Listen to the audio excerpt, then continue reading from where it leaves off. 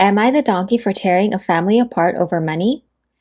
My girlfriend's father had a business which was started by his great grandfather back in the 50s and passed through to different members of his family. His father eventually ended up being sole owner after buying out the others. The last person he bought out was his brother, to whom he paid about $20,000 back in the early 80s. This business did not generate much money, so he left it to become a grocery store manager while renting out the commercial property. When he passed, he left the property to his wife, my girlfriend's mother. She's, the mother, has been receiving rent about $2,800 a month, but it's barely enough to cover taxes, insurance, and maintenance costs.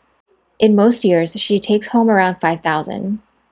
She wants to sell it for about $350,000 and use the money to travel and see family, then move into a retirement community. She's not rich and is basically living off of Social Security and measly rental income. My girlfriend asked my opinion since I'm experienced with land and property, so I told her I thought the asking price was too low for a commercial property sitting on an acre of land in the middle of town. She said that's what it's worth according to their property tax. Apparently, throughout the entire history of the property, the family had been using the tax assessment to determine the price of buying in and out of the business. I told her the tax assessment and property value are two different things, so I sent my appraiser out and he came back with an appraisal of about $1.2 million. They were shocked and didn't think that was an accurate price until they started getting offers after it was listed. After some bidding, they came to an agreement with the buyer for almost $1.5 million. The closing is next week. When their family found out, things exploded. Everyone who's still living thought they got ripped off for the past buyouts, some dating back to the 60s. They want their fair share of the selling price, but that's almost impossible because we're talking about a dozen people with some owning half of the business at some point. Now the family her mother was wanting to visit are threatening to sue. It's been stressful on my girlfriend and she's taking it out on me. Last night she told me that things might have been better if I didn't bring up the appraisal since all it did was tear her family apart. Comment 1. You didn't tear the family apart. You exposed the cracks that were already there with a flashlight made of truth and a $1.5 million reality check. The past buyouts were their own agreements. You just made sure her mom didn't get swindled like everyone else. Comment 2. Honestly, how many owners were a part of this business who didn't understand how basic property tax works? Comment 3. Your girlfriend is being ridiculous. You stopped her mother being sold short on price, and so is the family. They were paid what everyone thought it was worth. Jealousy is not a good thing. They will get nowhere suing now. Not the donkey. Comment 4. Not the donkey. Things change over decades, including property values. Those relatives are simply using ancient history to justify their lingering greed. Comment 5. Not the donkey. Literally all you did was point out that the property is likely now valued highly and help them reach that determination. You helped make sure your girlfriend's mother wasn't another in a potentially long line of people who were underpaid for the property. That said, it is not clear what other people would be owed here. It's been in your girlfriend's parents' possession for 40 years or more, and frankly, it just seems way too late for people to be bringing these half-baked claims of having been scammed. Anyone at any point of their ownership could have had it appraised, and it is possible that everyone was indeed fairly compensated at each handoff. These are just money-hungry folks coming out of the woodwork. Your girlfriend should not be taking anything out on you.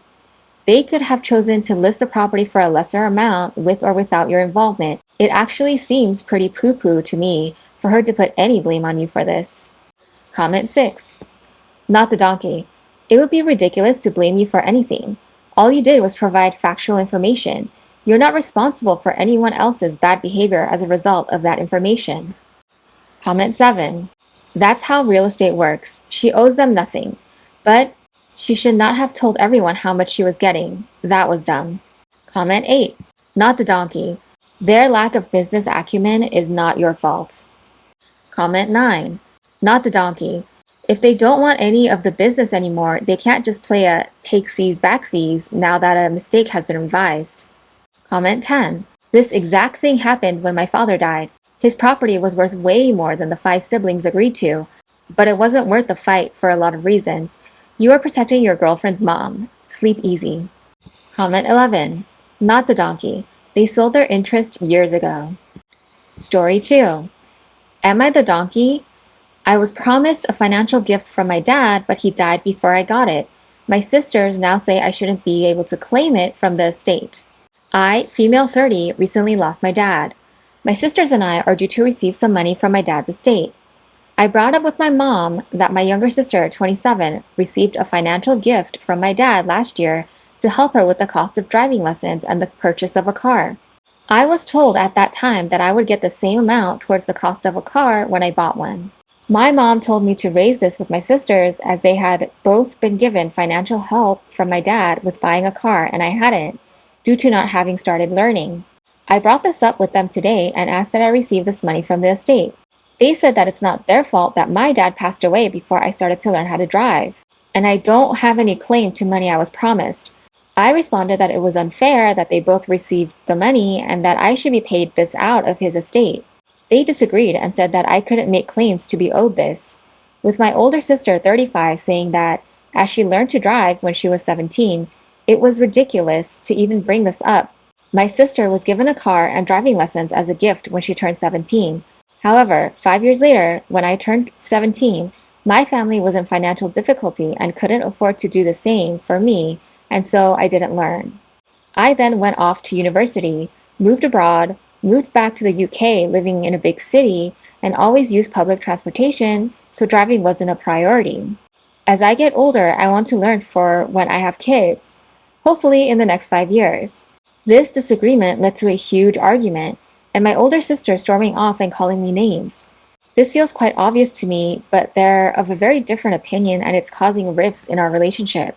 Am I the donkey? Comment 1. As my parents' estate executor, I legally cannot honor promises like that when disbursing estate funds. My hands are tied by the directives they leave behind, and I am legally obligated to follow them. I don't have a choice, I have a duty.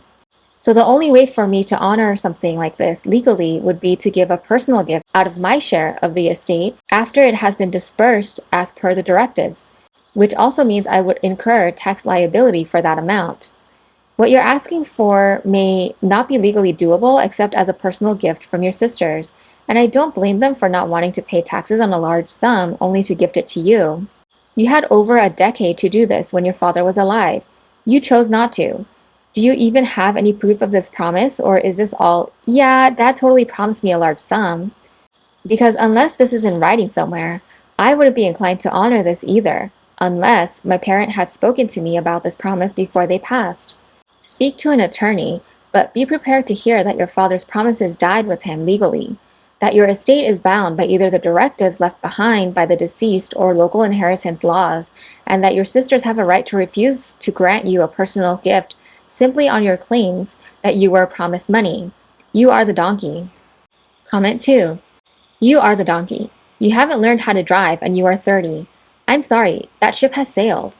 Adding, since so many people are triggered by the driving thing, I did not mean the driving thing, I meant having your parents pay for your stuff. Once you are over 18, no one owes you anything, not even an inheritance. Comment 3. I know plenty of people who learn to drive after 30. But you know what every one of these people had in common? They sorted it out themselves and didn't expect their parents to pay for lessons. Comment 4. Exactly. My sister learned at 17 and my parents paid. I learned at 30 and paid for myself. I had moved out and was independent by then. Comment 5. You're 30. You just now want to learn to drive to get the money your dad promised you? Yes, you are the donkey. Comment 6. You are the donkey.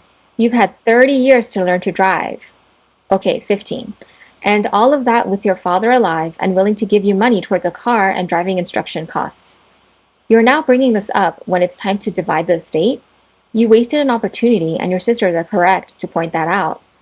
Comment 7. Not the donkey. Your older sister is right. You don't have a legal leg to stand on.